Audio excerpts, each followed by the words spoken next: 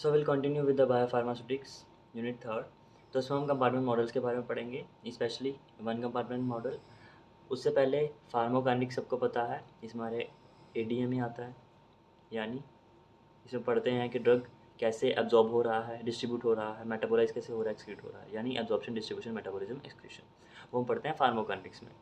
Dynamics की बात करेंगे तो उसमें हम देखेंगे कि ड्रग कैसे एक्शन शो कर रहा है, what drug does to the body. तो इसमें हम देखते हैं कि बॉडी ड्रग के साथ कैसे रिएक्ट कर रही है, कैसे एब्जॉर्ब हो रहा है, कैसे डिस्ट्रीब्यूट हो रहा है, मेटाबोलाइज हो रहा है, एक्सक्रीट हो रहा है। ठीक है, तो हम सबसे पहले पढ़ेंगे कंपार्टमेंट मॉडल्स के बारे में।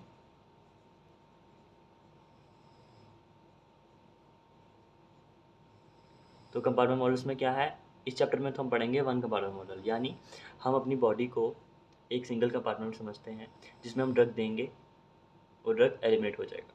ठीक है, तो मतलब ये एक सिंगल कंपार्टमेंट है।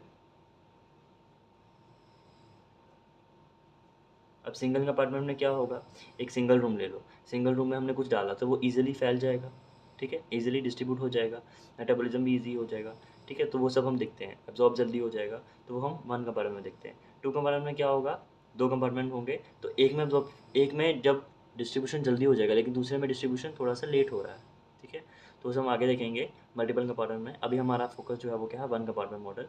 उसके बाद हमारे पीके पैरामीटर्स, जिसमें हम क्या करते हैं, बॉडी को वन कंपार्टमेंट में हम बॉडी को समझते हैं कि वो एक होलो स्ट्रक्चर है, एक सिंपल वन कंपार्टमेंट है जिसमें डिस्ट्रीब्यूशन फास्ट हो जाता है। ठीक है, रैपिड डिस्ट्रीब्यूशन होता है, जल्दी से ड्रग डिस्ट्रीब्यूट हो जाता है।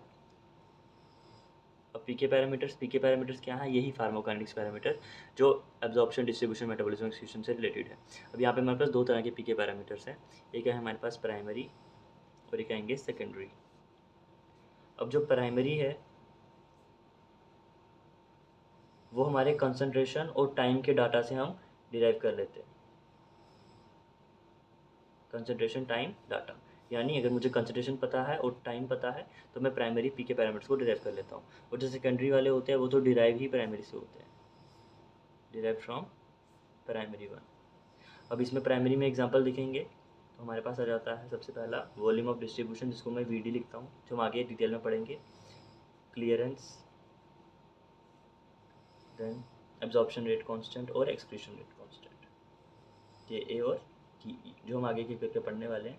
अब ये क्वेश्चन आता है एग्जाम में, आता है या तो पीके पैरामीटर्स के बारे में, 2 नंबर में आएगा या 5 नंबर में आएगा, ये पीके पैरामीटर प्राइमरी कौन से हैं, सेकेंडरी कौन से हैं, और ये नाम लिख दो, सिंपल ही आएगा। वो हम आगे पढ़ लेंगे कि ये है क्या। अभी के लिए याद रखना, volume of distribution, clearance, absorption rate constant और एक्सक्रीशन रेट कांस्टेंट, ये जो प्राइमरी पैरामीटर्स होते हैं ये हमारे कंसंट्रेशन टाइम के डाटा से निकल जाते हैं। सेकेंडरी वाले हम प्राइमरी से ही डिराइव करते हैं, यानी जैसे हमारा टी हाफ हो गया, टी हाफ यानी हाफ ड्रग कब तक एलिमिनेट होगा वो time.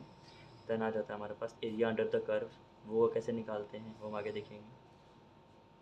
And C half, sorry C max और टी मैक्स। ठीक है, तो एग्जाम में क्वेश्चन आएगा पीके पैरामीटर्स के बारे में, फार्माकोकाइनेटिक्स पैरामीटर। ठीक है, पीके मतलब फार्माकोकाइनेटिक पैरामीटर के बारे में।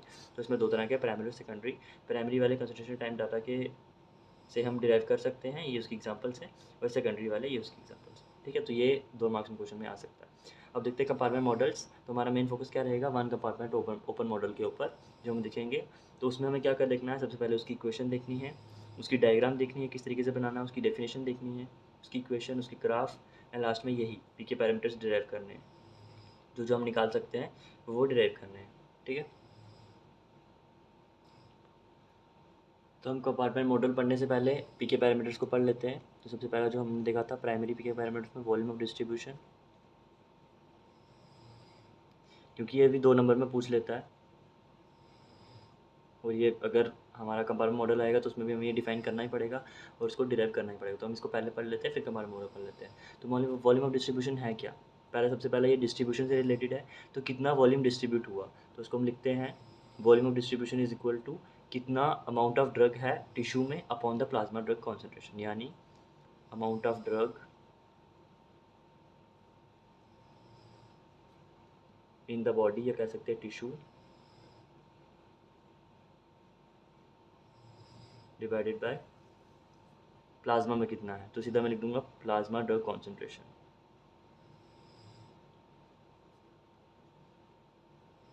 पी डी सी, यानी ये मैं लिख सकता हूँ amount of drug in the plasma. तो अब टिश्यू में कितना है और प्लाज्मा में कितना है, ये आ जाएगा हमारा वॉल्यूम ऑफ डिस्ट्रीब्यूशन। इसको हम लिखते हैं वी डी। इसको मैं लिख सकता हूँ V D is equal to X by C. C is plasma drug concentration.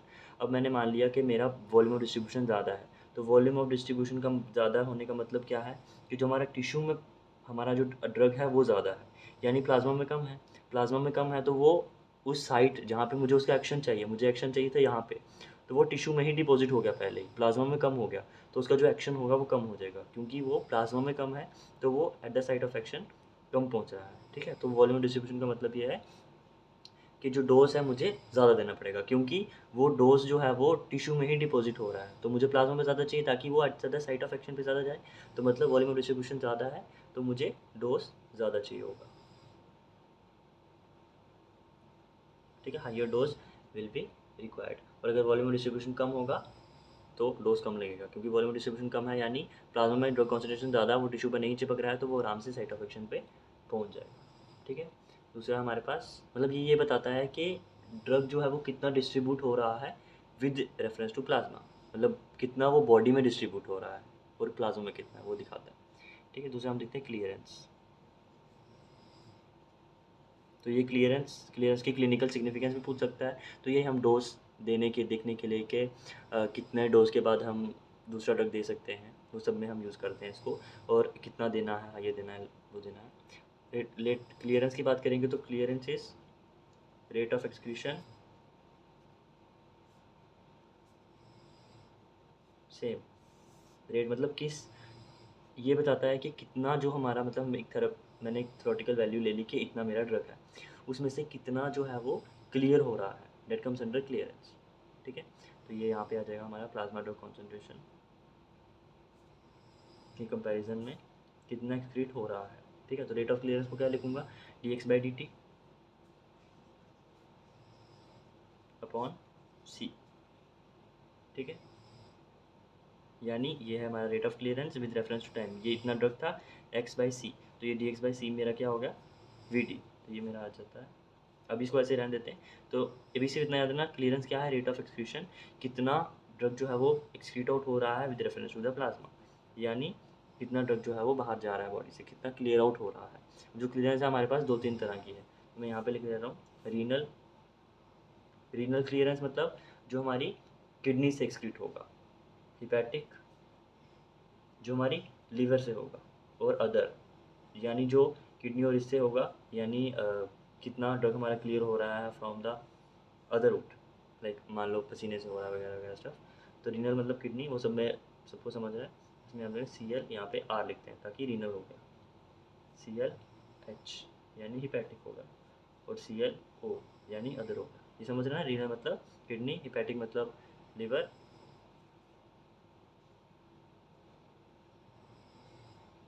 Kidney hepatic मतलब लिवर, और अदर हो गया यानी कोई भी अदर रूट। ठीक है, तो यहाँ पे एक और फार्मूला बनता है क्लियरेंस का, यानी टोटल क्लियरेंस। ठीक है, C L T, total clearance कितनी होती है, जितनी लीवर ने की आर प्लस जितनी एच से हुई प्लस जितनी बाकियों ने की, तो ये हमारा टोटल क्लियरेंस का फॉर्मूला है। ठीक है, बाकी इसके जो रिलेशन है वो हम देखेंगे जब हम कपाल मॉडल्स में पढ़ेंगे। अभी हमें पता है वॉल्यूम डिस्ट्रीब्यूशन क्या है, कितना टिश्यू में है ड्रग, कितना अमाउंट ऑफ ड्रग टिश्यू में है with reference to the plasma, और कितना एक्सक्रीट आउट हो रहा है with reference to plasma is called clearance. ठीक है, ये हमारे हो गए पीके पैरामीटर्स। नेक्स्ट है हमारे पास के ए और के ई। तो के ए क्या है, absorption rate constant,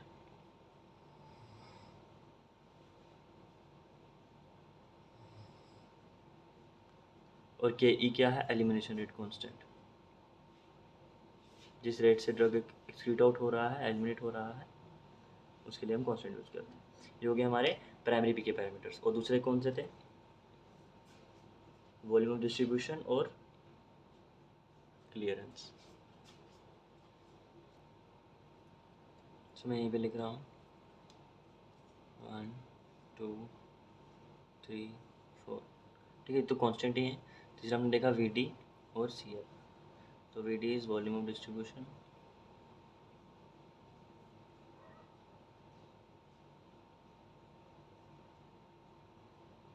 last one is clearance. एक और आता है हमारे पास, that is F is bioavailability.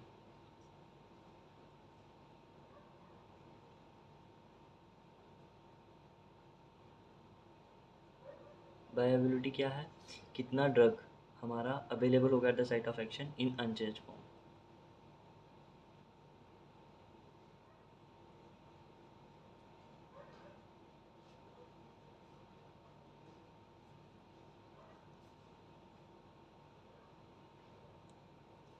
rate and extent at which the drug is available at the site of action in unchanged form।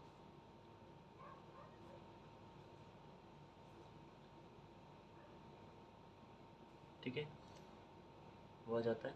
और ये सब हमारे क्या है, प्राइमरी पीके पैरामीटर्स। ठीक है, अभी बायोलॉजी हमारे लिए इतना ज़रूरी नहीं है, बस मैंने डेफिनेशन बता दी, बाकी इसका फॉर्मूला वगैरह हम आगे देखेंगे। ठीक है, अभी के लिए याद रखना volume of distribution of clearance, ये ज़्यादा इंपॉर्टेंट है और ये हमारे जो कॉन्स्टेंट है। जैसे सेकेंडरी पीके पैरामीटर्स, सेकेंडरी में हमें जो मेन याद रखना है वो टी हाफ ही है, बाकी तुम ग्राफे समझ लेंगे। तो टी हाफ क्या है? हाफ लाइफ, यानी कितना ड्रग हमारा आधे मतलब आधा ड्रग कब तक एडमिट हो रहा है, तो हम कह सकते हैं time required to eliminate drug by half या to eliminate half of the drug from the body. अब जब हमें ये पता चल जाएगा कि हमारा ड्रग कितने टाइम में आधा एलिमिनेट हो रहा है, तो उससे हमें ये पता चल जाएगा कि हमारा जो अगला डोज है हमें कब देना है। ठीक है, उसके बाद जो हमारे बाकी पैरामीटर्स हैं, AUC area under the curve, ये भी ज़रूरी है हमें निकालना। Third one is C max, T max। ठीक है, तो ये जो है हमारा एरिया अंडर द कर्व।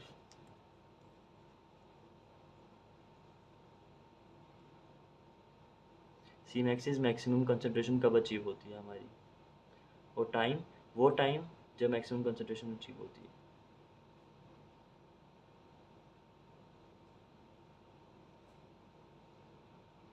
एक मैंने ये मान लिया, ये मेरे ग्राफ है। ठीक है, कुछ इस तरीके से इसका एब्जॉर्प्शन हो रहा है। तो ये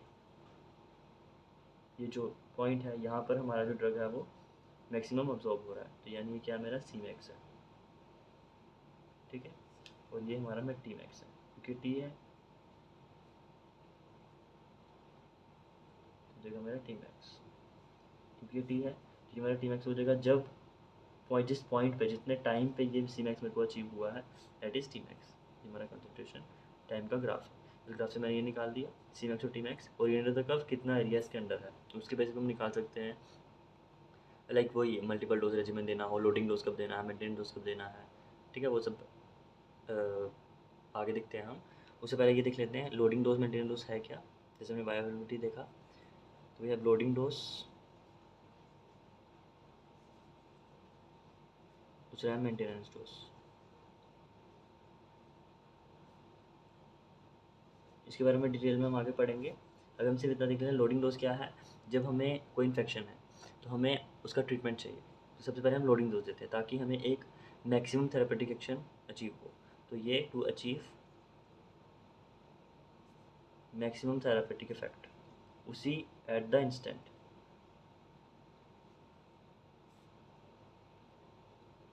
फटाफट जल्दी अचीव हो जाता है। मेंटेनेंस क्या होता है?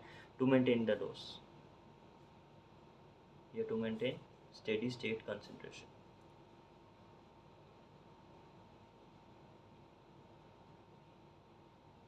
अब भाई स्टेडी स्टेट कंसंट्रेशन क्या है, तो ये मैंने मान लिया यहाँ पे मेरा ड्रग की कंसंट्रेशन शुरू में थी, तो मैंने ड्रग की कंसंट्रेशन दिया।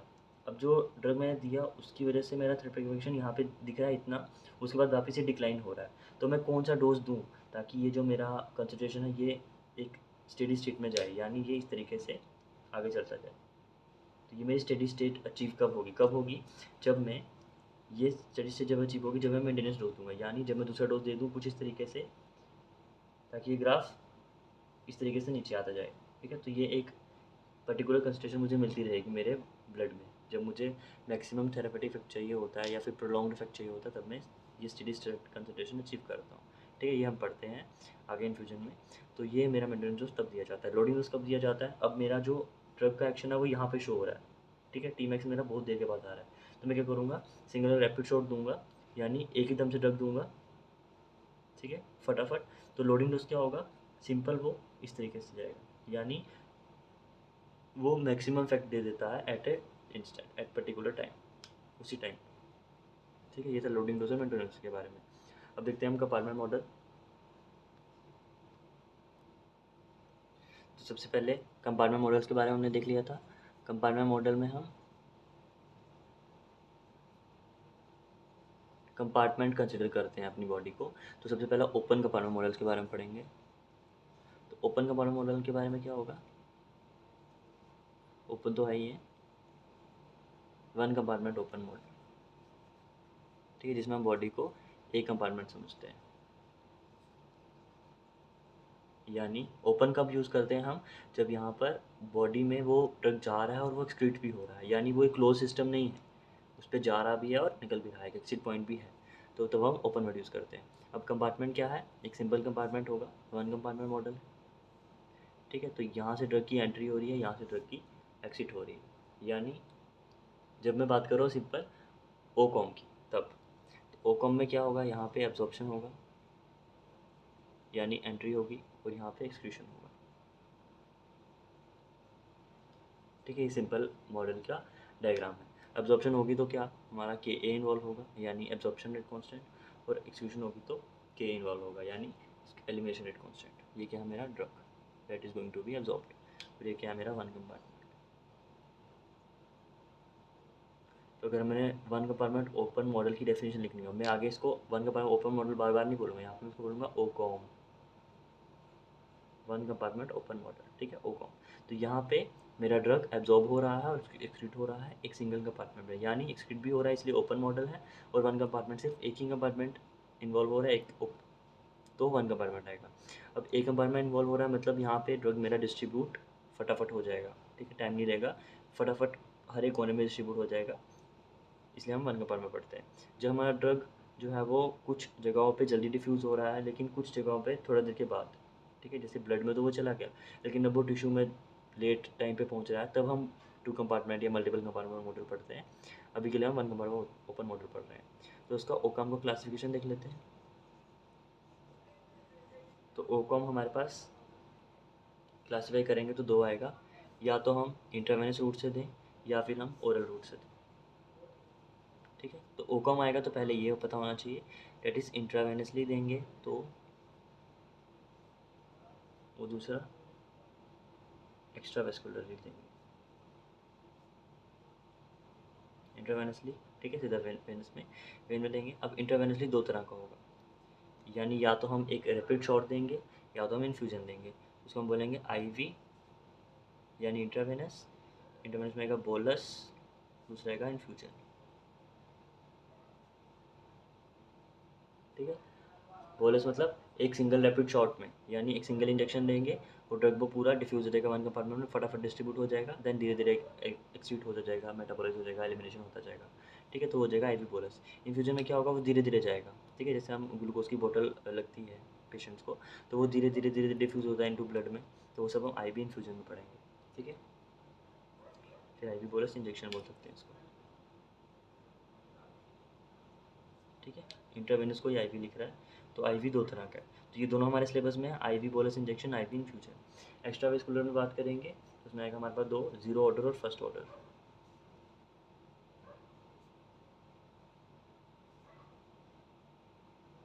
ठीक है, तो ये भी हमारे सिलेबस में एक्स्ट्रा वेस्कुलर।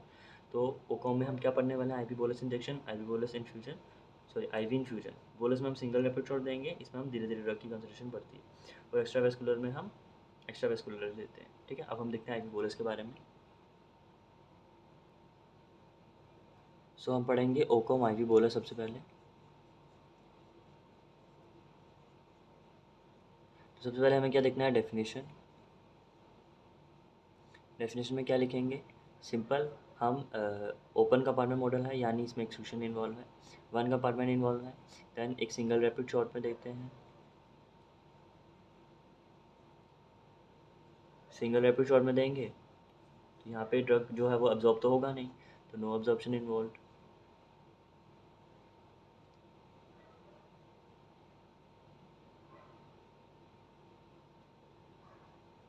ठीक है, तो ये सब इसके डिस्क्रिप्शन और डेफिनेशन में आ जाएगा। उसके बाद बनेंगे इसकी इक्वेशन। ठीक है, इक्वेशन से पहले वी हैव मॉडल, ये जो है मेरा मॉडल है।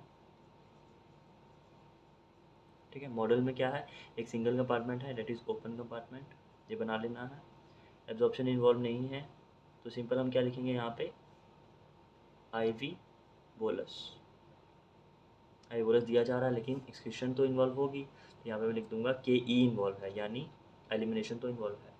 यहाँ पे ड्रग आउट हो रहा है, यहाँ पे इन हो रहा है, यहाँ पे क्या है मेरा एक्सक्रीशन इन्वॉल्व है। ये पॉइंट मेन याद रखना, यहाँ पे क्या है हमारा, एब्जॉर्प्शन तो इन्वॉल्व नहीं है। अब हम क्या निकालेंगे इसकी equation.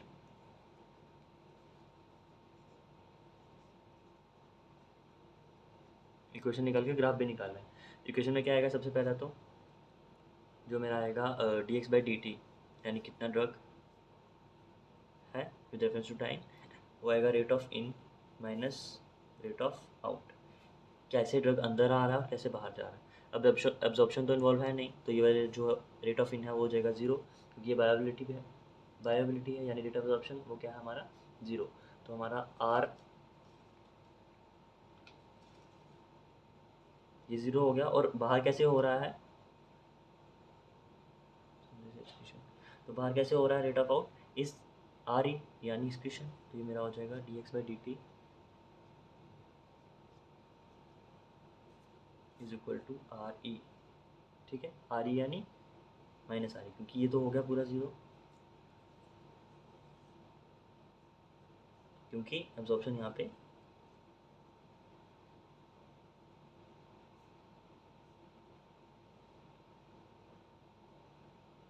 Absorption is not involve. ठीक है, तो ये हो जाएगा dx/dt is equal to minus RE। अब माइनस RE क्या होता है, माइनस KEX, हम आगे देखते हैं। ठीक है, तो हम क्या देख रहे हैं इक्वेशन, तो मैंने क्या बोला यहाँ पे, जो हमारा ड्रग है that is dx/dt is equal to rate of in minus rate of out. Rate of in हो जाएगा 0 क्योंकि एब्जॉर्प्शन एब्सेंट है, तो dx/dt हो जाएगा माइनस RE, जो हो जाएगा is equal to minus KEX। तो ये सीधा मैं यहाँ पे डायरेक्ट लिख देता हूँ, हो जाएगा dx/dt माइनस RE, तो ये हो जाएगा माइनस KE। KE क्या है, एलिमिनेशन रेट कॉन्स्टेंट, क्योंकि रेट उस पर डिपेंड करता है। ठीक है, एलिमिनेशन रेट कॉन्स्टेंट और क्या है, इनिशियल कंसंट्रेशन।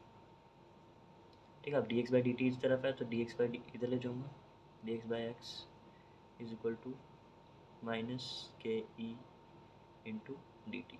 जब इसको इंटीग्रेट करूँगा तो यहाँ पे इंटीग्रेट हो जाएगा, कहाँ से, x0 से x की तरफ, तो ये मेरा हो जाएगा इंटीग्रेशन करने के बाद log x हो जाएगा ln x minus ln x0। ठीक है, is equal to minus KE। जब इसको इंटीग्रेट करूँगा तो ये मैंने सीधा डायरेक्ट कर दिया इंटीग्रेट, हाँ, integrating both sides.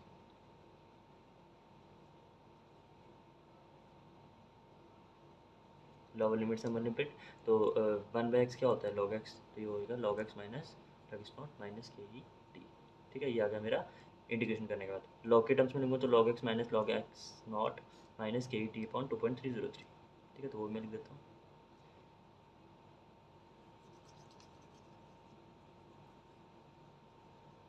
Minus KE t। ठीक है, वो log x की फॉर्म में लिख देता हूँ क्योंकि उसे ग्राफ बनाना है। उससे पहले जब हम इसको चेंज करते हैं, इसको एक्सपोनेंशियल फॉर्म में करते हैं, तो हो जाता है मेरे पास x is equal to X not E की पावर माइनस KE t। ठीक है, ये याद रखनी है हमारी मेन इक्वेशन। तो ये हमारी जो है वो मेन इक्वेशन है। तो ये हमें क्या सजेस्ट करती है कि जो हमारा ड्रग का डिस्पोजिशन है वो मोनो एक्सपोनेंट है, यानी एक एक्सपोनेंट पर डिपेंड कर रहा है, यानी एलिमिनेशन रेट कांस्टेंट, क्योंकि इसमें एब्जॉर्प्शन इन्वॉल्व ही नहीं है, तो ये हमारा मोनो एक्सपोनेंशियल इक्वेशन है, ये हमारी एक्सपोनेंशियल इक्वेशन है। तो ये मैंने क्या किया, इसको एक्सपोनेंशियल इक्वेशन में कन्वर्ट किया।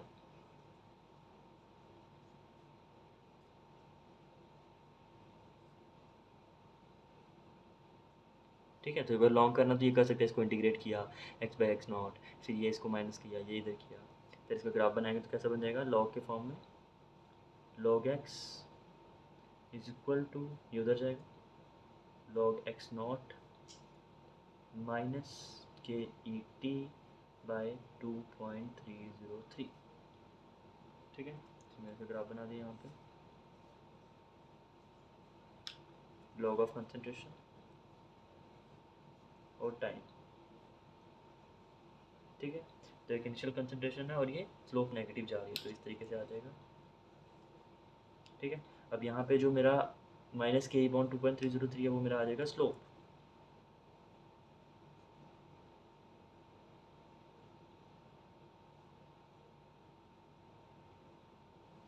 ठीक है, तो ये मेरा स्लोप आ गया, तो यानी यहाँ से मैं के ई निकाल सकता हूँ, यानी मैं एलिमिनेशन रेट कौन से निकाल सकता हूँ, यानी मैं अपना फार्माकोकाइनेटिक्स पैरामीटर निकाल सकता हूँ यहाँ से। ठीक है, तो मैंने क्या किया, सबसे पहले डेफिनेशन लिखी, क्या है ओकोम आईवी बोलस, क्या है ओको आईवी बोलस में होता क्या है, एब्जॉर्प्शन इन्वॉल्व नहीं होता है। ठीक है, और उसके बारे में उसकी जो हमारे बनाई मॉडल बनाया, उसके बाद इक्वेशन लिखी। इक्वेशन लिखने के बाद ये मेरी मोनो एक्सपोनेंशियल इक्वेशन आई, उसमें लिख देना कि ये मोनो एक्सपोनेंशियल इक्वेशन है, यानी इसमें एक ही फार्माकोकाइनेटिक पैरामीटर्स इन्वॉल्व है, यानी डिस्पोनेंशियल ऑफ ड्रग है वो मोनो एक्सपोनेंशियल है। ठीक है, तो यहाँ पर मैं लिख देता हूँ,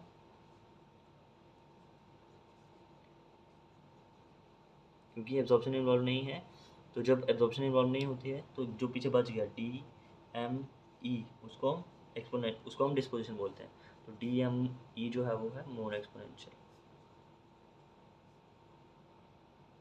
यानी जो डिस्पोजिशन हो रहा है ड्रग का वो एक ही एक्सपोनेंट पे डिपेंड कर रहा है। ठीक है, ये लिखने के बाद इसका ग्राफ बना देना, क्योंकि अगला स्टेप क्या है, ग्राफ बनाना है। ग्राफ बनाना, ग्राफ किस इक्वेशन से, इस इक्वेशन को इस इक्वेशन में चेंज करना है।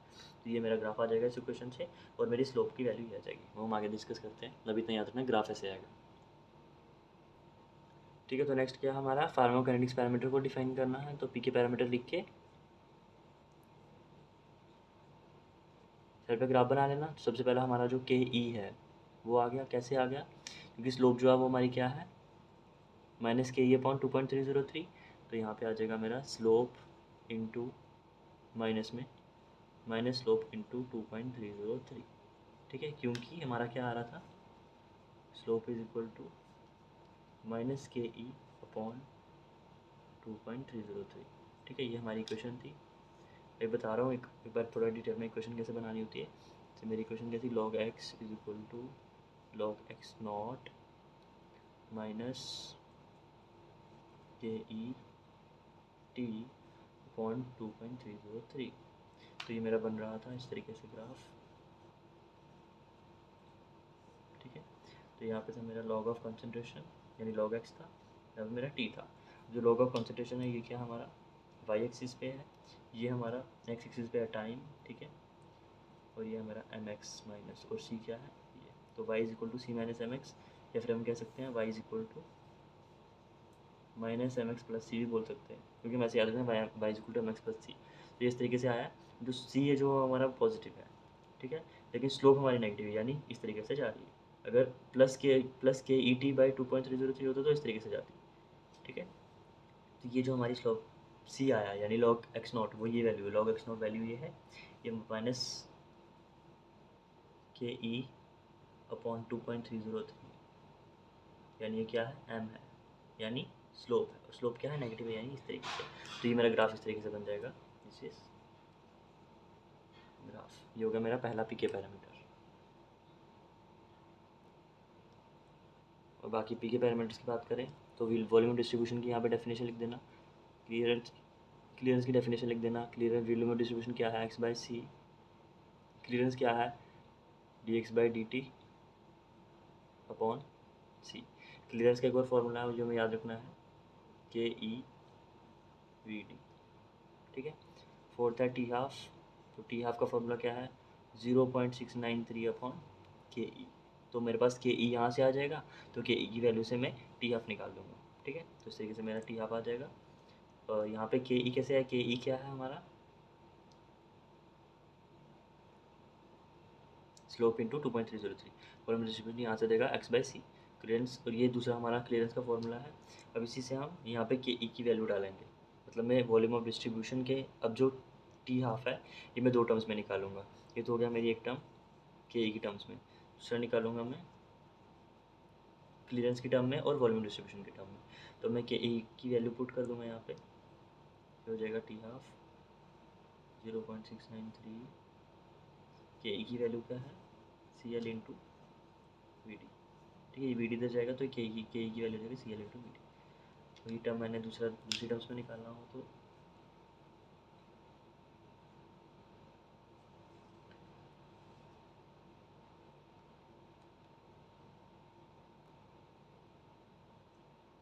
दूसरी टर्म्स में हो जाएगा 0.693। वी डी क्या होता है x/c, डी एम क्या हमारा क्लियरेंस। ठीक है, तो x/c जो है वो हमारा हो जाएगा वही सेम x/c। ठीक है, तो ये थोड़ा सा लॉन्ग करके लिख देना, लाइक टी हाफ ये है, सी एल ये है, वी डी ए की ये है, इसको बोलते क्या है, इसकी डेफिनेशन क्या हो, इसकी इक्वेशन ये है। तो इस तरीके से हम एक दूसरे से इंटरलेट करके निकाल देते हैं। ठीक है, ये हो गया इसके पीके पैरामीटर्स। अब देखते हैं आईवी इन्फ्यूजन, ओकॉम आईवी इन्फ्यूजन। सो नेक्स्ट है हमारा ओकॉम आईवी इन्फ्यूजन। ठीक है, बोलो इसके बारे में समझ आ गया। अब आई इन्फ्यूजन उससे थोड़ा सा इजी है, उसको रिलेट करके पढ़ेंगे तो इजीली समझ आ जाएगा। अब इन्फ्यूजन में क्या है, सिंपल, इसकी डेफिनेशन में भी यही आ जाएगा, इंटरवेनसली देते हैं। ठीक है, इन्फ्यूजन में देते हैं यानी ड्रग जो है वो धीरे धीरे देते हैं, तो उसकी वजह से जो हमारा ग्राफ है कुछ तरीके से बनता है। यानी शुरू में तो उसमें क्या था, ड्रग जो होता है शुरू में ही ज़्यादा हो जाता है, क्योंकि रैपिड शॉट में देते हैं एक ही बारी ड्रग डिस्ट्रीब्यूट हो जाता है, धीरे धीरे धीरे डिक्लाइन होता है। लेकिन यहाँ पे हम बॉडी में ड्रग धीरे धीरे दे रहे हैं। ठीक है, जो हम ग्लूकोज देते हैं। ठीक है, तो वो कैसे जाएगा, पहले तो ड्रग में इनिशियल कंसंट्रेशन 0 होगा, लेकिन धीरे धीरे धीरे धीरे जाएगा। ठीक है, उसके बाद बहुत देर तक वो स्टेडी स्टेट कंसंट्रेशन में जाएगा, क्योंकि हम उसको सप्लाई करते रहते हैं, थोड़ा थोड़ा ड्रग देते रहते हैं। इसकी वजह से एक स्टेडी स्टेट अचीव हो जाती है, और उसके बाद लास्ट में जब हम बंद कर देते हैं सप्लाई, उसकी वजह से लास्ट में बंद हो जाता है। तो यहाँ पे हमारा सबसे पहले याद रखना, यहाँ पे हमारा CSS यानी स्टेडी स्टेट कंसंट्रेशन अचीव होगी। तो यहाँ पे जो हमारा जब रेट ऑफ एंट्री और रेट ऑफ एग्जिट इक्वल रहता है, मतलब जितना ड्रग हमारा ब्लड में है उतना सस्टेन रहेगा, तो हमारा स्टेडी स्टेट अचीव हो जाती है। ठीक है, यहाँ पे रेट ऑफ जो एंट्री है वो ज़्यादा होगा, यहाँ पे रेट ऑफ एग्जिट ज़्यादा होगा। तो यहाँ पे क्या हो जाएगा, rate of entry is equal to, या फिर कह सकते हैं rate of in rate of out equal है। ठीक है, तो ये हमारा कंसंट्रेशन, ये हमारा टाइम, तो ये होगा हमारा ग्राफ आगे ऐसा ही बनेगा। और सबसे पहले हम क्या देखते हैं, इक्वेशन, डेफिनेशन देख ली। डेफिनेशन में क्या है, इन्फ्यूजन इन्वॉल्व है, इंट्रावेनसली ड्रग देते हैं, और यहाँ पे जो हमारा ड्रग धीरे धीरे धीरे धीरे बॉडी में जाता है। इक्वेशन देखते हैं, उससे पहले हम मॉडल देख लेते हैं, मॉडल कैसे बनाना है। तो सिंपल, ये मेरा 1 कंपार्टमेंट है,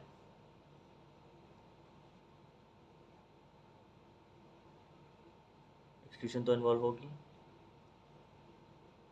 एक्सक्लूशन इन्वॉल्व होगी तो के ई, और ये के ई क्या है, फर्स्ट ऑर्डर है। ठीक है, ये फर्स्ट ऑर्डर है, एक्सक्लूशन इन्वॉल्व हो रही है। ठीक है, और यहाँ से मैंने क्या दिया, ओकॉम आईवी इन्फ्यूजन, तो यहाँ से मैं सीधा लिख दूंगा आईवी इन्फ्यूजन। ठीक है, तो अब्जॉर्प्शन तो यहाँ पे सॉल्व नहीं हो रही, क्योंकि सीधा ड्रग जा रहा है। लेकिन एक हम कह सकते हैं इन्फ्यूजन रेट है, क्योंकि धीरे धीरे जा रहा है। तो यहाँ पे जो इक्वेशन आएगी वो कुछ इस तरीके से आएगी, यानी dx/dt क्या होता है, rate of in minus rate of out. ठीक है, रेट ऑफ इन तो हो जाएगा रेट ऑफ इन्फ्यूजन, कितना हमारा जो है वो एंट्री कर रहा है, रेट ऑफ ओ मान ली मैंने इनिशियल, कैसे वो किस रेट से इन्फ्यूजन अंदर आ रहा है। और रेट ऑफ आउट क्या हो जाएगा, वही कैसे एलिमिनेट हो रहा है, तो के ई एक्स। तो यहाँ पे जो आर ओ है वो क्या है, रेट ऑफ इन्फ्यूजन। ठीक है, ये होगा हमारे dx/dt।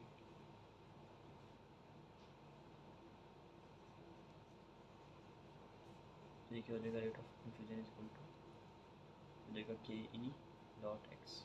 ठीक है, अब एक्स इज हो जाएगा, टी इधर आ जाएगा,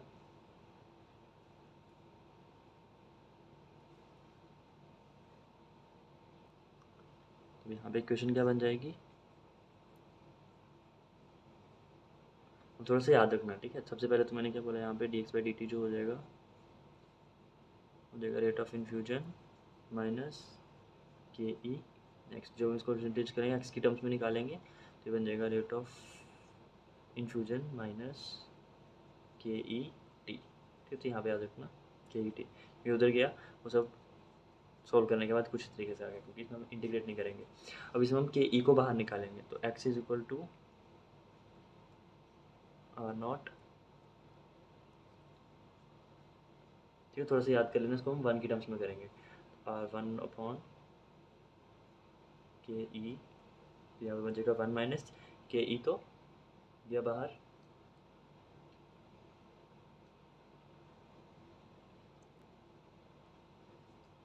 ई की power minus K E T.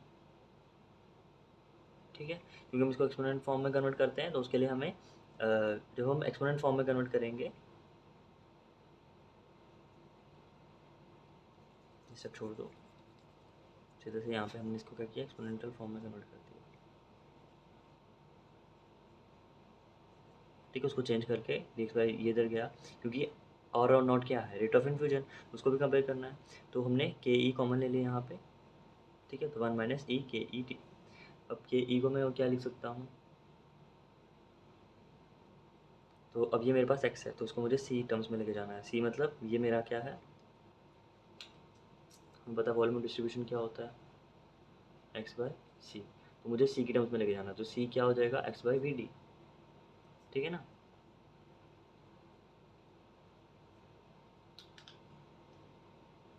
मैं यहाँ पे सी लिखूँगा तो हो जाएगा R not K E into V D one minus A की ई टी। ठीक है, ये मेरे टर्म आ गए। अब मुझे लिखना है सिंस, क्योंकि at steady state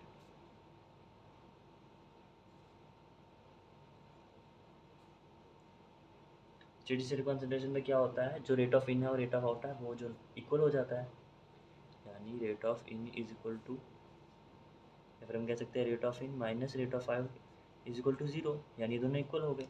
rate of in क्या है, R naught, rate of out क्या है, के E x.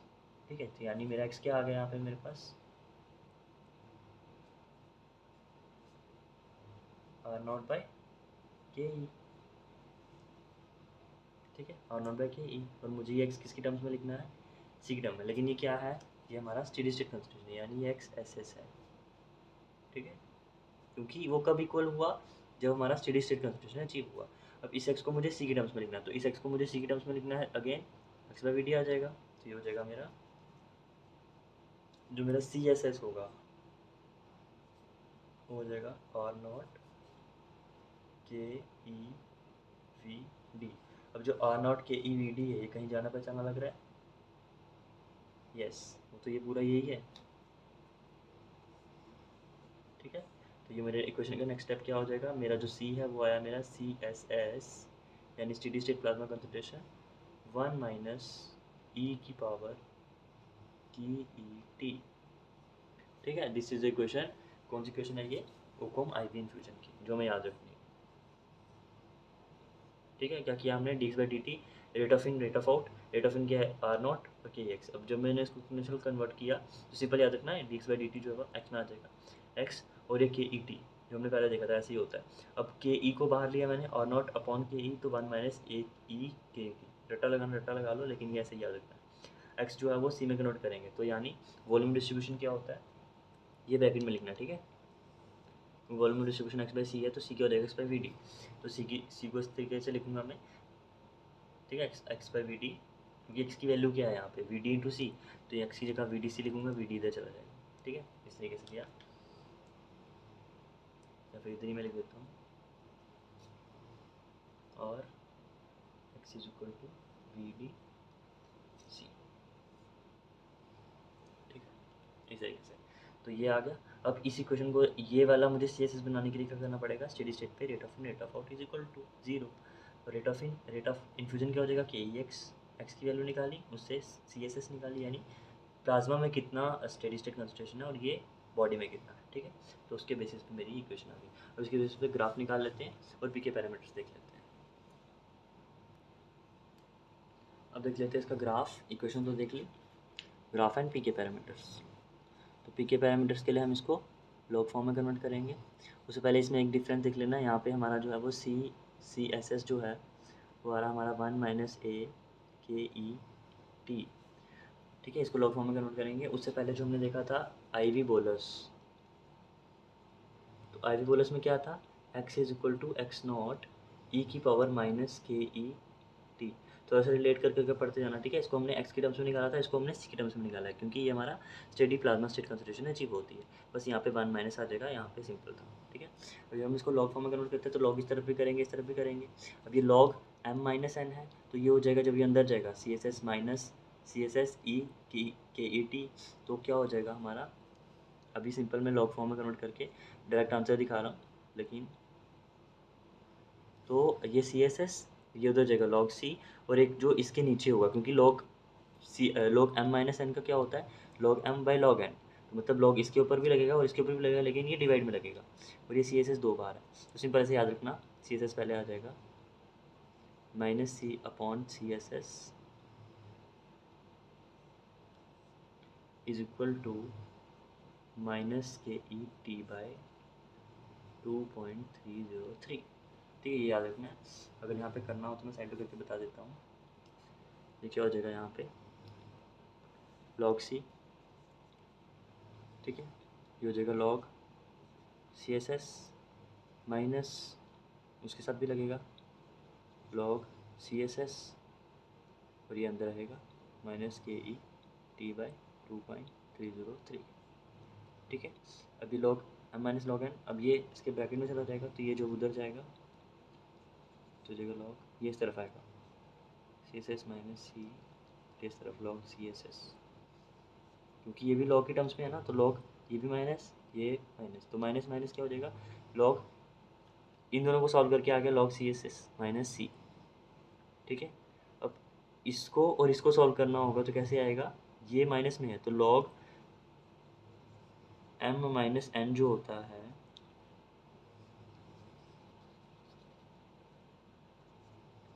Log M minus log N जो होता है वो होता है log M divided by N. तो ये जो पूरी इन दोनों को सॉल्व करके ये रकम I divided by C S S, तो इस तरीके से आ जाता है। नहीं याद रहता है, सिंपल याद रखना, log C S S minus C upon C S S is equal to minus K T upon 2.303। अब यहाँ पे जब मैं ग्राफ बनाऊंगा, तो ग्राफ कैसे बनेगा मैंने पहले बताया। पहले शुरू में कुछ कंसंट्रेशन होगी, then steady plasma state concentration है, देन लास्ट में एक्सीट आउट हो जाएगा। ठीक है, तो ये हमारी स्टेडी प्लाज्मा स्टेट कंसंट्रेशन है। ठीक है, जो कुछ देर के लिए रहती है। यहाँ पे मेरा हो जाएगा कंसंट्रेशन, तो ये वाली टर्म जो है पूरी हो जाएगी log C S S minus C upon C S S. तो कंसंट्रेशन मुझे यहाँ पे मिलने वाली है, और ये टाइम की। तो मुझे स्लोप क्या मिल जाएगी, जब इसको मैं करूँगा आगे दूसरा ग्राफ बनाऊँगा, तो स्लोप मुझे इस तरीके से मिल जाएगी माइनस के ई अपॉन 2.303। ये हो जाएगा मेरा सी और ये हो जाएगा मेरा टी। ठीक है, मैंने मान लिया कोई भी पर्टिकुलर कंसंट्रेशन लॉग सी। तो यहाँ पे जब मुझे ये स्लोप निकालनी है इसके रेफरेंस में, तो ये हो जाएगा log C S S minus C upon C S S. ठीक है, बाकी पी के पैरामीटर्स के बारे में पता ही है। तो यहाँ से मेरा के ई निकल जाएगा, के ई क्या आ जाएगा, माइनस स्लोप इंटू 2.303। इसको मैं ब्रैकेट में कर रहा हूँ, ये मेरा के ई आ गया। के ई से मेरा टी हाफ आ जाएगा 0.693 अपॉन के ई, वहाँ से मेरा वॉल्यूम ऑफ डिस्ट्रीब्यूशन आ जाएगा एक्स बाई सी, क्लियरेंस आ जाएगा के ई वी डी। ठीक है, और यही टी हाफ में मैं ये पुट कर दूंगा, तो मुझे ये वाली क्लियरेंस और वॉल्यूम डिस्ट्रीब्यूशन के टर्म्स में भी मुझे मिल जाएगा मेरा। तो ये जो 4 पी के पैरामीटर ये तो निकालने है, और एरिया अंडर द कर्व वही क्वेश्चन में आता है। ठीक है, तो ये सब 4 पी के पैरामीटर लिख दूंगा, ये तो ग्राफ बना दूंगा। ये ग्राफ मुझे इनिशियल में बनाना है, ये लास्ट में बनाना है जब मैं पी के पैरामीटर निकाल रहा हूँ। ठीक है, ये होगा मेरा ओकम आईवी इन्फ्यूजन के बारे में। मॉडल, इक्वेशन, थोड़ा सा डेफिनेशन और डेरिवेशन लिख देना। इक्वेशन आ गया, इक्वेशन के बाद पी के पैरामीटर्स, ग्राफ आ गया, थोड़ा सा अगर एप्लीकेशन आती है तो वो लिख दो। ठीक है, किसमें हम यूज़ कर रहे हैं। नेक्स्ट इज ओकोम एक्स्ट्रावेस्कुलर यानी ओकोम ईवी। तो इसका सबसे पहला डायग्राम तो एक्स्ट्रावेस्कुलरली देंगे। तो सबसे पहले तो ये हमारा जो हमें चीज़ याद रखनी है, ये बाय एक्सपोनेंशियल है, यानी यहाँ पे हमें 2 एक्सपोनेंट मिलेंगे, यानी यहाँ पे एब्जॉर्प्शन भी इन्वॉल्व है।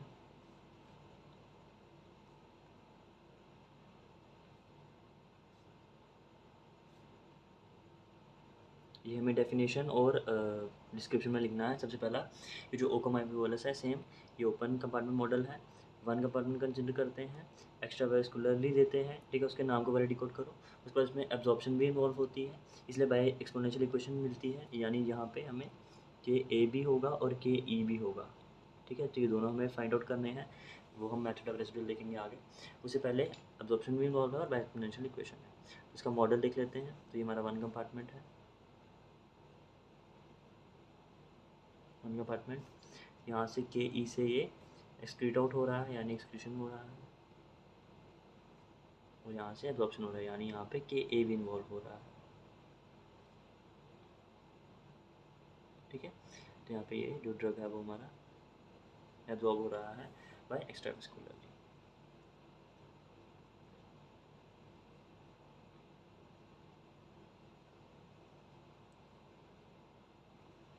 तो यहाँ पे ड्रग को कैसे दे रहे हैं, एक्स्ट्रावेस्कुलरली दे रहे हैं, ठीक है। तो ये इस तरीके से हमें इसका मॉडल बना लेना है। ये मॉडल है, ये डेफिनेशन और डिस्क्रिप्शन में लिख देना,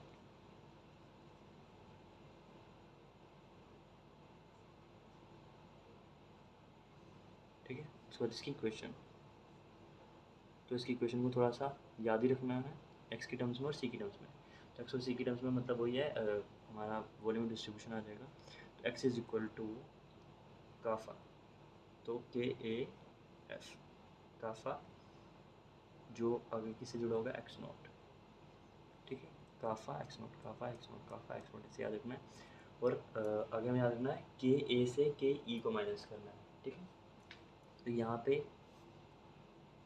के ए से के ई को माइनस कर देंगे, ठीक है। वो ब्रैकेट में एक्सपोनेंट की टर्म्स में के ए टर्म्स को माइनस के ई वाले से,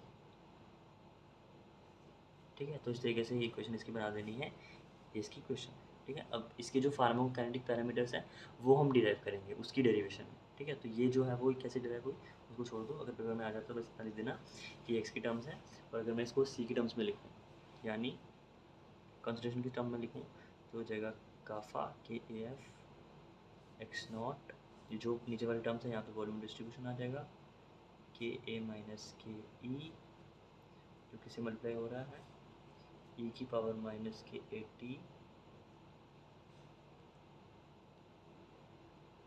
where Ka is absorption rate constant और Ke is elimination rate constant, ठीक है। ये होगी इसकी इक्वेशन।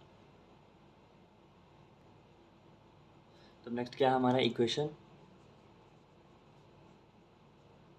ठीक है। अब जो इक्वेशन है उसे हमें पी के पैरामीटर डिराइव करने हैं। तो सबसे पहले इक्वेशन याद रखना क्या है, सी जो है वो क्या है, काफ़ा, के ए यानी absorption rate constant, F is बायोबिलिटी, पहले पढ़ा था हमने फैक्टर में, तो वो बायोबिलिटी यानी किस रेट और एक्सटेंट से हमारा जो ड्रग है वो अवेलेबल है at the site of action, that is F, that is bio availability.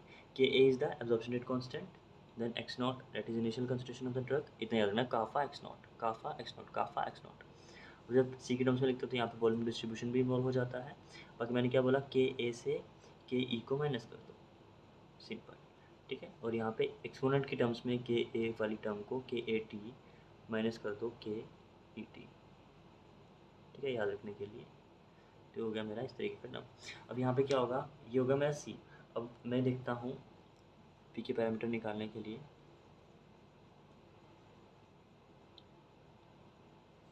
तो यहाँ पे जो मैं ड्रग देता हूँ ना, तो वो क्या होता है, पहले जैसे हमने देखा था उसमें सी डी प्लाज्मासाइट कंसंट्रेशन अचीव होती है, यहाँ पे जाता है और एक सी मैक्स अचीव करता है, फिर वो नीचे आना शुरू हो जाता है। तो यहाँ पे मेरी सी मैक्स अचीव हो रही है, ठीक है। तो यहाँ पे जो सी मैक्स टी मैक्स है वो नए हमारे पी के पैरामीटर्स हैं, जिनको हमें निकालना तो ज़्यादा ज़रूरी हो गया, ठीक है। तो यहाँ पे टी मैक्स हो जाएगा, यानी कब मेरा सी मैक्स अचीव हो रहा है, ये टी है और ये सी है, ठीक है। यहाँ पे सी मैक्स और टी मैक्स निकालना है, तो सी मैक्स के लिए मुझे ये निकालना पड़ेगा सबसे पहले सी मैक्स जब होगा, जब हमारी पीक प्लाज्मा कंसंट्रेशन होगी,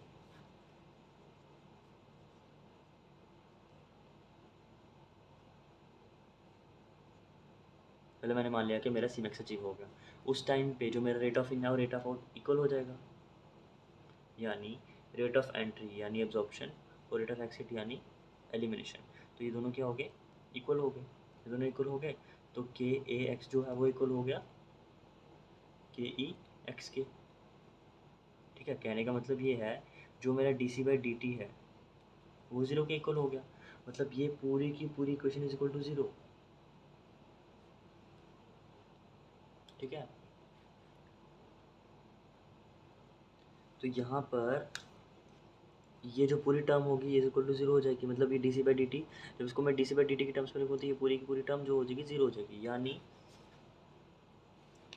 आ जाएगा के ए ई की पावर क्या है minus K A T is equal to K E की power minus K E T, ये दोनों इक्वल हो गए क्योंकि D C by D T, यानी change in concentration is equal to zero हो रहा है क्योंकि पीक प्लाज्मा कंसंट्रेशन अचीव हो रही है, यानी rate of in rate of out is equal to zero, इतना याद रखना। और फिर जो मैंने ठीक है, जब मैं इस टर्म्स में लिखूँगा इसको एक्सपोनेंट की टर्म में, तो के ए डॉट ई की power minus K A T is equal to K E minus E की पावर के ए टी, क्योंकि D C by D T यानी ये वाला जो है वो पूरा का पूरा रकम ज़ीरो हो गया है, तो यानी ये पूरा ज़ीरो, यानी ये दोनों इक्वल हो गए, ठीक है।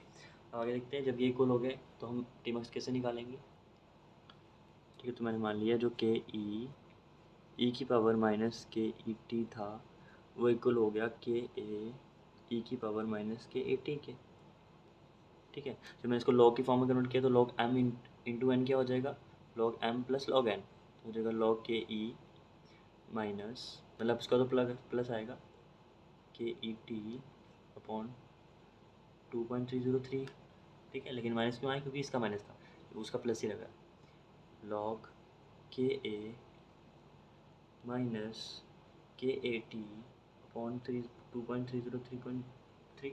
अब यहाँ पे जो टी है वो क्या है, टी मैक्स है, ठीक है। तो हमने इसी टी मैक्स को निकालना है, उसके लिए मुझे पता है लॉग के ई लॉग के ए, जब मैंने इसको इधर किया तो log M minus log N क्या हो जाएगा, लॉग एम बाई एन, ठीक है। तो यहाँ पे मैं लिख देता हूँ जो हमारा टी है हमारा टी मैक्स है, ठीक है, मैक्सिमम कंसंट्रेशन, क्योंकि उस पर पीक प्लाज्मा कंसंट्रेशन अचीव हो रही है, ठीक है। तो ये मैंने मान लिया कि के ई को उधर किया और इधर किया मैंने, हो जाएगा लॉग के ई एक तरफ, ठीक है, उधर गया और ये इस तरफ आया तो क्या हो जाएगा minus K E T upon 2.303 T max minus के तो पहले से ही है अपॉन 2.303, मुझे टी मैक्स निकालना है तो ये मैं कॉमन ले लूँगा टी मैक्स, तो यहाँ पे आ जाएगा लॉग के ए बाई के ई, ठीक है। जब मैंने टी मैक्स को कॉमन लिया अपॉन 3.303 तो बच पीछे क्या गया के ई माइनस के ए,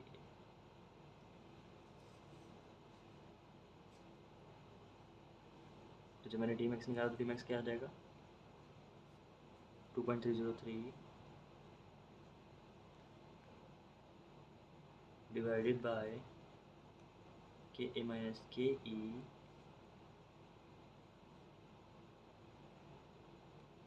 और ये क्या आ जाएगा उस तरफ लॉग के ए बाई के ई, ठीक,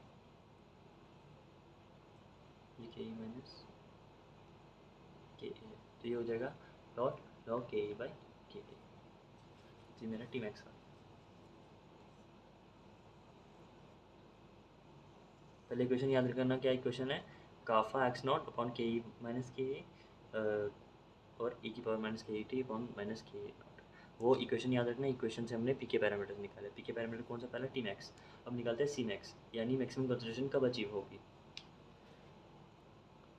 तो to calculate the C max उसके पहले हमें इक्वेशन पता है क्या है, सी इज इक्वल टू काफा K A F X not, के ए से के ई निकालना है और ऊपर क्या करना है, माइनस के ए टी से माइनस के ई टी निकालना है। ठीक है, अब सी मैक्स कब निकालेंगे, जब सी मैक्स हो जाएगा। तो हम ऐसे मानते हैं कि जो हमारा के ए टी है वो ज़्यादा हो जाता है, बहुत ज़्यादा के ई टी से, यानी के ए बहुत ज़्यादा हो जाएगा के ई टी से। तो हम यहाँ पे के ई को इग्नोर कर सकते हैं, लेकिन जो एक्सपोनेंशियल वाली इक्वेशन है, अगर के ए ज़्यादा हो रहा है तो ए वाली टर्म ज़ीरो हो जाती है। ठीक है, मतलब अगर ये ज़्यादा हो रहा है तो इसका मतलब जो एक्सपोनेंशियल के ए टी है अप्रोचेस टू ज़ीरो, क्योंकि ये ज़्यादा हो रहा है ना, ये तो ज़ीरो हो जाएगा क्योंकि इसकी एक्सपोनेंशियल फॉर्म ज़ीरो हो जाती है। अब यहाँ पे क्या होगा, के ए, क्योंकि के ई बहुत कम है तो के ई को इग्नोर कर दूँगा। तो यहाँ पे मेरा आ जाएगा के ए एफ एक्स नॉट, नीचे के ए, ठीक है, के ई को इग्नोर कर दिया मैंने, फिर मैं के ई इसे लिख दिया। और यहाँ पे मेरा क्या बन गया, क्योंकि के ए नॉट ज़ीरो हो गया अप्रोचेस टू, तो जाएगा E minus K E T. ठीक है, अब यहाँ से इसको मुझे मैंने इग्नोर किया तो के ए से के ए कट गया। तो मुझे याद क्या रखना है, मुझे सीधा यहाँ से यहाँ आ जाना है। ठीक है, तो मैं यहाँ पे लिख दूँगा, क्या आ जाएगा मेरा इक्वेशन, एफ एक्स नॉट, तो यहाँ पे वॉल्यूम डिस्ट्रीब्यूशन भी इन्वॉल्व होगा ना, क्योंकि हम सी के टर्म्स में लिख रहे हैं। तो जो X naught upon V D, और बच का गया पीछे ई की power minus K E T. अब यहाँ पर जब सी मैक्स निकालते हैं तो टी वी मैक्स होगा। ठीक है, और मैंने देखा था जब सी मैक्स जब टी मैक्स होता है एट पीक प्लाज्मा कंसंट्रेशन, तो जो के ए होता है वो के ई के इक्वल होता है, यानी जो हमारा टी मैक्स है वो तो है 0.693 अपॉन की के ई, तो यहाँ पे वो डिपेंड नहीं करेगा। वो सिंपल क्या हो जाएगा, जो टी मैक्स हो जाएगा, से याद रखना लिखने के लिए, जो टी मैक्स हो जाएगा वो हो जाएगा 1/ke। जब वो 1/ke हो जाएगा, टी मैक्स 1/ke, के ई से के ई कट जाएगा तो -1, तो ई की पावर आ जाएगी -1। तो मेरा सी मैक्स क्या आ जाएगा, F X naught upon V D E की पावर -1, जिसको मैं लिख सकता हूँ 0.37।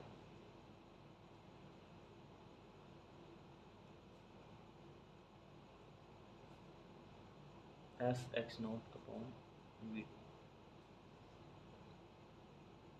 ये मेरी इक्वेशन है, यानी जो मेरी मैक्सिमम कंसंट्रेशन होती है वो मेरी 0.3,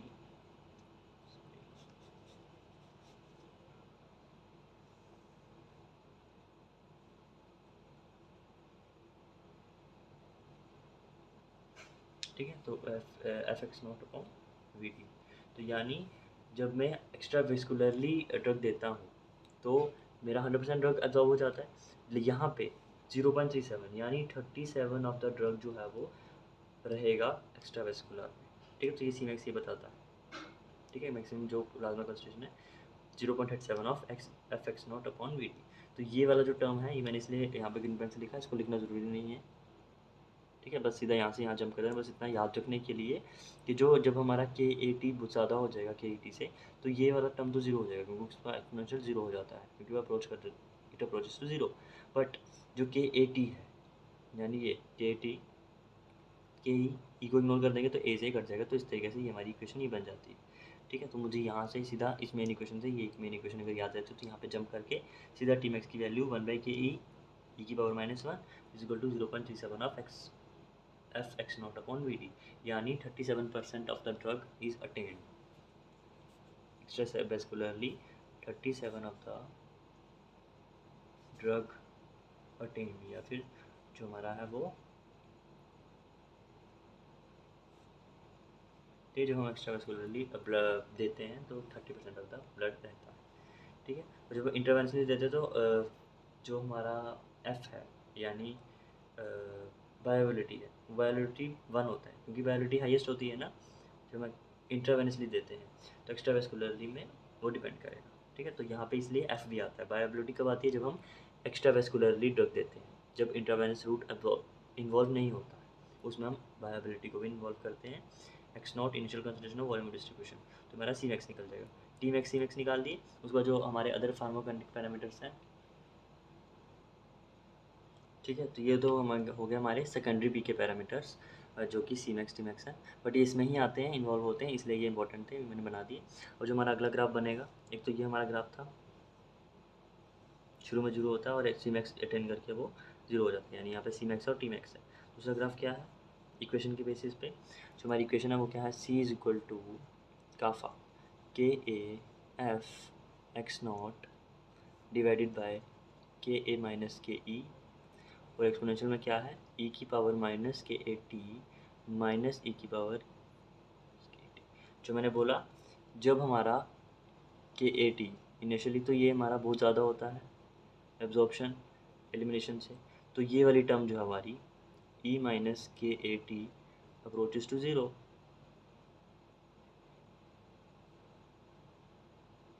अगर ये ज़ीरो को अप्रोच कर जाएगी तो पीछे क्या बच जाएगा? यही, ये पूरा ज़ीरो हो गया, ये हो गया माइनस के ई टी वगैरह। तो जब मैं इसको लॉग फॉर्म में कन्वर्ट करूँगा तो क्या बन जाएगा? सबसे पहले मैं मान लीजिए ये सी है, सी minus Kafa K A F X not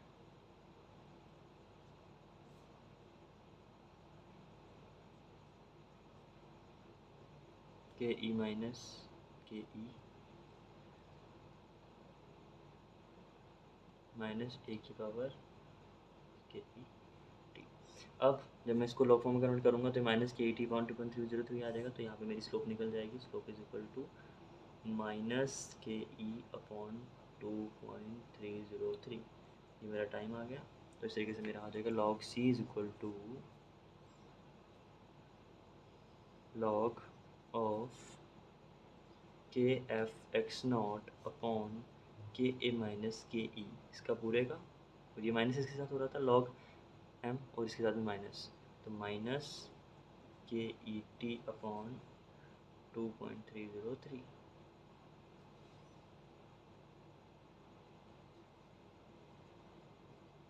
ठीक है, तो ये मेरा हमारा आ गया हमारा के ई, यानी ये स्लोप निकाल दी, मेरा के ई आ गया। बाकी इतना सबको पता है, ये वाई है, यानी ये लॉग सी है यहाँ पे, और ये है मेरा सी, और ये है माइनस एक्स, यानी नेगेटिव स्लोप है, तो माइनस एम एक्स, और ये मेरा सी, यानी इंटरसेप्ट की वैल्यू ये पूरी है, और ये Y, Y is equal to C minus M X, जैसे हमने पहले किया था। तो ये मेरा स्लोप निकल गया, स्लोप निकल गया, के ई निकल गया, के ई से मैं टी मैक्स निकाल दूंगा, सॉरी टी हाफ निकाल दूंगा। टी हाफ क्या है? 0.693 अपॉन के ई, ठीक है। ठीक है, तो इसमें हमने पी के पैरामीटर्स देख लिए। कौन कौन से देखे? सबसे पहले हमने सी मैक्स और टी मैक्स देखा, जो हमारे सेकेंडरी पी के पैरामीटर्स हैं। उसके बाद हमने के ई देखा, कैसे ग्राफ से, ग्राफ भी बना लिया, इसमें हमने के ई निकाल दिया, that is elimination rate constant. अब अब्जॉर्प्शन रेट कांस्टेंट हम जो है वो हमारा दो मेथड से निकालते हैं, तो हम आगे देखेंगे मेथड ऑफ रेसिड्यूल्स, ठीक है, जो कि बहुत इंपॉर्टेंट है पेपर में आने के लिए। तो इस चैप्टर में एक तो ओकम आई वी बोलस और एक ओकम आई वी इन्फ्यूजन, वो ज़्यादा इंपॉर्टेंट है। और एक्स्ट्रा वेस्कुलर भी आ सकता है 10 मार्क्स में, लेकिन उसकी इक्वेशन, उसके पी के पैरामीटर्स इतना ज़्यादा नहीं आएगा, इक्वेशन याद रखना, और इक्वेशन के साथ मेथड ऑफ रेसिडुअल्स आ सकता है। तो इक्वेशन इसलिए मैंने याद करवा दी, के ए Kafa x not K E minus K E not और ई की एक्सपोनेंशियल की टर्म्स में, और ये हमारी बाय एक्सपोनेंशियल इक्वेशन होती है, ठीक है। उसके बाद हमने टी हाफ देखा, के ई से ही दो पी के पैरामीटर्स और हैं, क्योंकि पी के पैरामीटर्स के बारे में पूछ सकता है इसमें। तो वॉल्यूम ऑफ डिस्ट्रीब्यूशन मैंने पहले बताया था क्या होता है, एक्स बाय सी, तो इसमें हमारा जो है वो डिस्ट्रीब्यूशन भी इन्वॉल्व है, इसलिए हो जाता है एफ,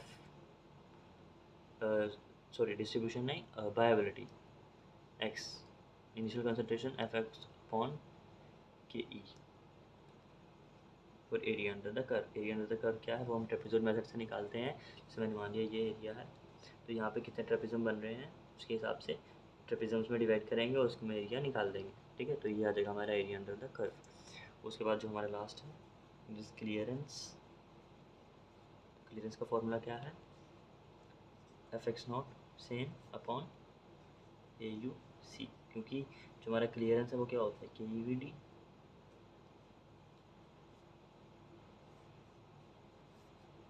ठीक है। तो ये हमारा क्लियरेंस का फॉर्मूला होगा और ये हमारा वॉल्यूम डिस्ट्रीब्यूशन का फॉर्मूला होगा। तो ये थोड़ा मैथमेटिकल पॉइंट ऑफ व्यू से इंपॉर्टेंट है।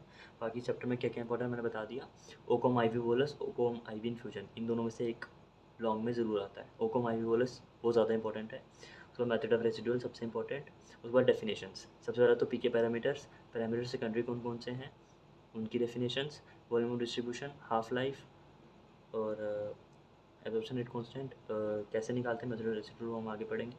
एनिमेशन रेट कांस्टेंट और हाफ लाइफ हो गया, वॉल्यूम डिस्ट्रीब्यूशन हो गया, क्लियरेंस हो गया। ठीक है, और ये सी मैक्स टी मैक्स के बारे में थोड़ा पता होना चाहिए। टी हाफ सबसे इंपॉर्टेंट कि टी हाफ की फॉर्मूले हम वॉल्यूम डिस्ट्रीब्यूशन और क्लियरेंस से कैसे रिलेट करते हैं। ठीक है, वो सब पता होना चाहिए। बाकी अगर कोई आता है 10 नंबर में तो एकदम सीक्वेंस वाइज चलना है। Definition, description, model, graph, equation कैसे डिराइव करनी है और लास्ट में पीके पैरामीटर्स और कुछ एप्लीकेशन था तो वो लिख देना। ठीक है, लेकिन जैसे उसको मल्टीपल डोज रेजिमेंट में हम यूज़ करते हैं डोज कैलकुलेट करने के लिए, डोज फ्रीक्वेंसी के लिए, क्लिनिकल सिग्निफिकेंस में वही आएगा। कैसे कौन सा डोज, अगला डोज हमने कब देना है, कितने टाइम के इंटरवल के बाद देना है। ठीक है, लोडिंग डोज, मेंटेन डोज, वो सब कैलकुलेट करने के लिए हम इसको यूज़ करते हैं। तो इसकी सिग्निफिकेंस आ गई। ठीक है, अब देखते हैं आगे method of residual. Okay, thank you.